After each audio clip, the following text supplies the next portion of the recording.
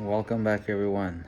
You're watching the first competition week of 2023. You're gonna get to see all the good parts, all the bad parts of my build up towards the Doha World Cup.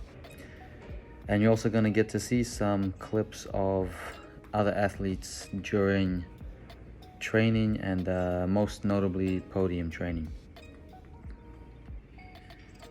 At this point, I think my results and performances were clear. If you haven't seen them, they are up on a shorter video where I talked a little bit through how it all went. But today I'm including the entire training block building up to the comp. And I suppose it's been, a few months since I've competed. Worlds was in October, so we had November, December, January, February, 4 months away from competing. And every single time, no matter how many years I've had in the sport, every single big competition is a reminder that you don't actually fully know how you're doing your skills. In my case, at least. Where things that didn't go wrong before start to go a little bit off, and there's always a few adjustments to be made. But I do think such is the case for most of the gymnasts that have to travel quite a long time and adapt to time zones, different equipment, different training time. So as you saw, I decided to start off on the first day just going nice and light, working on my giant Diamidov progressions, trying to keep my knees glued together and trying to keep my feet off of the mat at the bottom. If you guys remember, the mats back at TriStar at the home club have sunk quite a bit, so I can get away without having to bend my knees so much. But here there was no forgiveness. I had to really bend my knees as much as I could, and I was still tapping. And the giant Diamidov was one of those skills that didn't quite feel the same as it did back home. That's not the reason why I left it out of the competition. I already revealed that after I did the peach handstand, I felt that the grip was quite slippery, and I was pretty certain that I wasn't going to stay on had I gone for the giant Diam. But I did like what I did in that last turn you just saw, where I didn't commit to doing the giant Diamidov completely, but I committed to doing the perfect first part. And it worked really well. My line was nice, my push away from the bar was nice, and my knees were together. So it goes to show sometimes you have to break the skills up, take a step back, and feel different parts of the skill without worrying about getting a whole skill done. Stutz was another place where I had some problems. There's always a slight difference in the bounce of the bar. And in competition as well, I was slightly short. So I asked our judges what they would have done with the Stutz in the competition. And not only would there be a 0.1 for slightly shorter than handstand angle, there also would have been a deduction for not showing control. And I forget if that was a 1 or a 3. So Stutz. I think Carlos got the most amount of podium finishes in this World Cup. He took out floor. I think he podiumed on vault and P-bars also. Now, podium training was funny because on one side it was quite strict with the timing of the apparatus, but on the other side not many people were actually following it. So I tried to follow it, and then when I saw that people were kind of going wherever, Carlos for instance, I think he was supposed to start warm up on high bar, but after seeing that it was only myself on P bar, it made sense to come and join. But Yeah, then after I was taking my time on high bar, an official approached me and kind of asked me what I'm still doing there. So I made up a bunch of excuses and managed to get one more turn out of him. And I think it was fair because a couple of teams were on high bar when it wasn't their time slot. So my training was a little bit slower because of that. But in mag, nobody cares in mag. We're fine to go wherever. I think everybody, to be honest, I think all mag athletes prefer just to have a free for all, and go wherever we please and spend as much amount of time as we need on the different apparatus.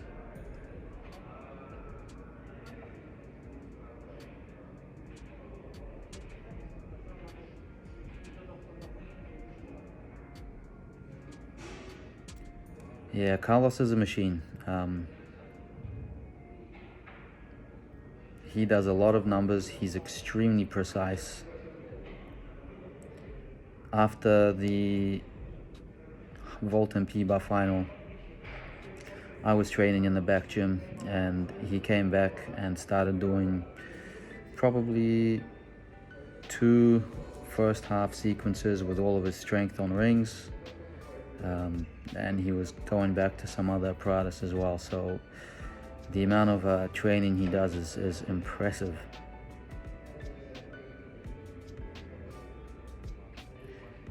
And he's a superstar. There was a majority of the crowd was from Philippines, and he had this huge kind of fan club cheering for him from the Philippines throughout the whole competition. After P-bar final, after vault final, he went up into the stands and did some autographs and some pictures with everybody, and pretty much had to push his way through the people to come back out to the back gym and get ready for P-bar final. In the back gym there's a balcony, and they would all go back and watch him on the balcony and literally screaming for his attention and selfies and everything. So he's got a massive fan base in the Philippines. He's really supported, and that's kind of cool to see. You don't get too many superstars in gymnastics. I think that's Artyom Dolgopyat. He unfortunately hurt his knee. I didn't see how it happened, but in the training gym he hurt his knee and had to pull out of floor final. He was limping, he had crutches, so I'm thinking he's definitely out for the rest of the World Cup series. This is Alexander or Sasha from Israel, same country as Dolgopyat. This guy puts Kovacs connections on the bar. Really, I think I got his name right. I might have got his name wrong. But yeah, he's really consistent with his Coleman Gaylord 2 on the high bar. And I saw him 2 sets in a row do Cassina and then connected Coleman and Gaylord 2. When he's a little bit close on the Coleman, he's still able to do the Gaylord 2 tucked. I didn't see his routine in... Oh, yes, I did see his routine in finals. I think he just missed a catch-up, so... Whoa, I think I talked about that Kovacs or Coleman. That was a close one. I didn't realize the bar was right underneath me until the very last second, and what happened was the bar was a bit tighter than usual. Then we loosened it off a bit, and the next turn went really well. Boom, that was such a bouncy bar. I wish I could train on a bar like this. I honestly think Maris's would be a lot more of a thing if I had a bar this bouncy to play on. Yeah, those catch-ups have been coming closer and closer lately. One strategy I might use here in Baku is to put a little bit more speed into the tap, but keep the same tap timing, which will put me a bit further away from the bar. I mean, I kind of have to go for broke, I can't be with a 15.3 start value. Assuming I do the Zoli min here, it'll be a 15.3 start value, which is of course quite a tight budget to be shooting for finals with, a tight D-score budget, so to speak. So, you know, there's no holding back. I have to just put everything on the bar as well as I can, and for God's sakes, lay out that dismount. I gotta stay straight and keep my knees tight on the taps. Now there's Ibrahim Cholak, the Rings World Champion from 2019 Stuttgart. And you might not know it, but he can actually swing a pretty good bar. His stoops are impressive. You know, ring specialists have quite tight shoulders, so makes stoop skills a bit harder. Even though you don't have to dislocate for the stoop half and the stoop full, you still have to pull through a fair amount. It's always impressive to see him doing those skills. And he can do plenty of releases as well. Finish things off with a stuck dismount, happy chappy. Now, of course, I stuck around to watch Takaaki Sugino from Japan, one of the only other athletes to catch a Maris in training. And he did share his Maris videos with me, which of course I'm not gonna post out of respect. But yeah, we had a pretty cool chat, a good yarn, shared some things with each other.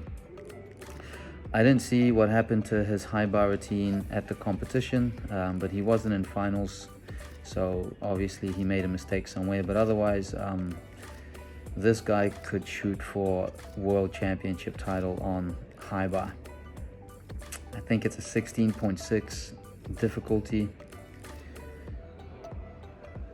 So I really hope he makes it to world champs. He's super humble, he's super nice.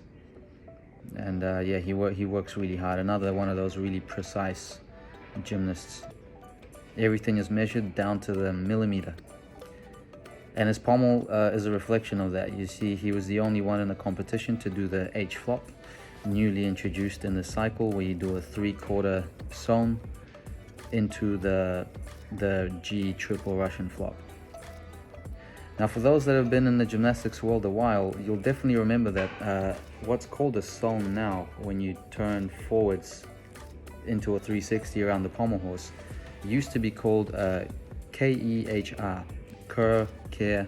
I've heard different pronunciations. And now they've flipped them over. The forwards one is called a sewn, and the reverse one I think is called a Kerr or a Kehr. How do you guys pronounce it? Gonna be hard to write that down in the comments, but do your best. Sammy had a really good build up to the competition. Unfortunately, he overcooked his second giant and didn't quite catch a handstand, doing his dismount from a very little swing and not getting around onto his feet. But a huge plus was Sammy destroyed it on vault. He came 0.2 from making the final, and he did have quite a big step in his 2.5 and a little bit of a squat in his double front. So 2 solid landings from Sam could see him in a vault final. Qualifications.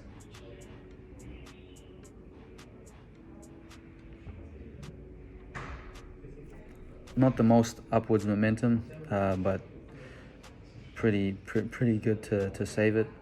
And just that leg separation on the Healy. Peach could always go up a little bit higher, and that's where I decided to pull out of the giant Diami. Little bit short on that Stutz. But you know, the front prize didn't look too bad. Surely just a 0.1 for the low hips. These days, of course, they want the hips to be the same height as the shoulders after front prizes, which is one of the reasons I took out the front straddle, because it's really difficult for me to do the front straddle flip with a nice front prize after. Now here we go with high bar. I was feeling pretty nervous on high bar. I was tired.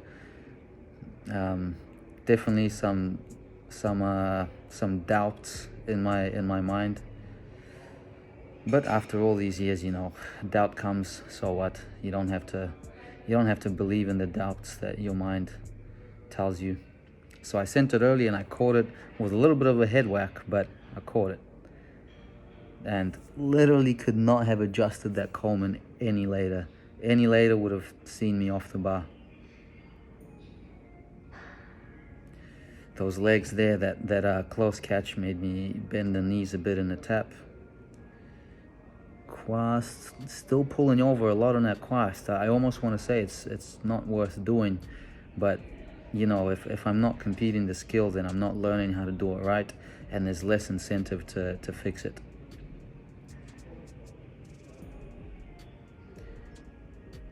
They weren't too bent on the tap. They were a lot more bent at World Champs, but at World Champs I had that pagan at the start as well, so I had a lot more to be tired from. Saturday, so I would have taken a day off after that and come back for some play on Saturday, and yes, you guessed it, I did some Marises. I didn't catch any, so don't get your hopes up. And you can tell by the lack of height in the casino, my adrenals were still recovering from the competition.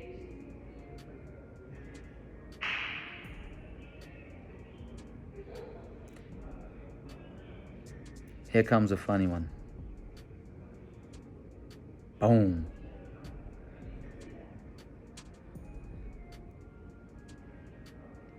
And third time's the charm. A little bit of knees there, and I don't like that toe flexion. When I'm not feeling too high, I flex my toes on the pike catcher because I get the sense that I might skim my toes on the bar. Oh, that quast was low. That one-arm giant was nice. I noticed after looking at my routine, I do bend my knees slightly in the one-arm giant as well. I don't know if the judges notice it, but I did, and that one from this clip was pretty much perfect. Why are you piking down, Mish? Why are you piking down? Lots of extra dismounts. There we go. So the Marises I actually did before all of that stuff we just saw.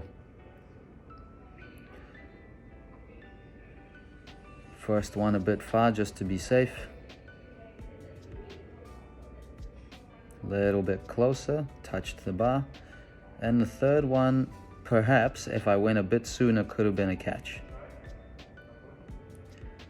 Now, I wasn't fully committed to catching. I really wanted to catch it before the session, but after I felt my energy levels during the sesh, I knew it was safer just to get some skill reps in without trying to catch. So I was first reserve on P-bar, so you'll see the P-bar guys in the background warming up. Now it looks like they've gone to compete, and I was all by myself finishing up my P-bar sesh. It's always cool watching the high bar workers warm up for their finals as well. Top 8 high bar workers, huge releases, massive energy. You can feel the energy.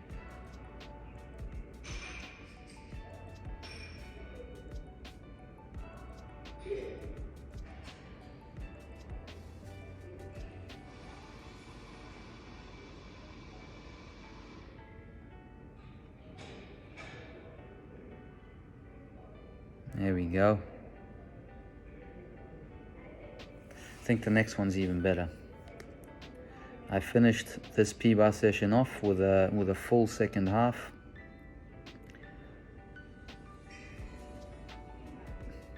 Not this one, there's another one.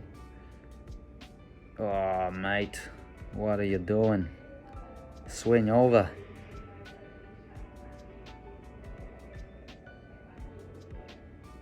And then here comes the nice one. Now that was pretty. If I could do that all the time. But not that.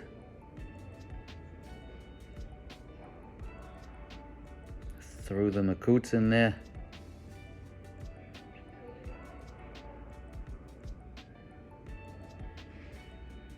Now did I swing it over enough?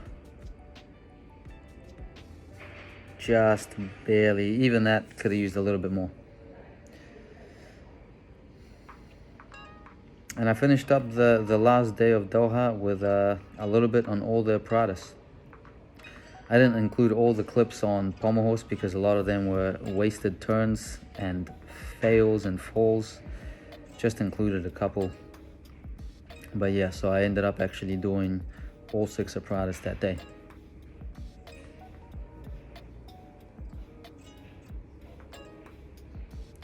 And that was Doha. So all in all, I did get through 2 out of 2 routines. They were not the routines that I had planned to compete, so naturally there's a little bit of a disappointing feeling. But at the same time, I know how risky the routines are, so I'm also happy that I'm getting through some of these difficult skills. Now to gather all my remaining focus for Baku and see if I can one-up my routines from Doha.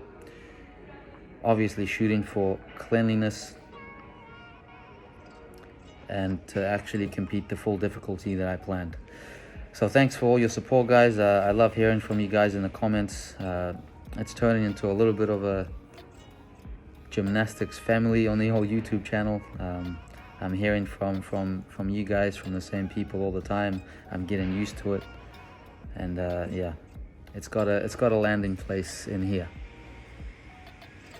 There's Carlos's fan club right there. All those people literally are there just to see Carlos. And I'll leave it there. All the best. Till next time.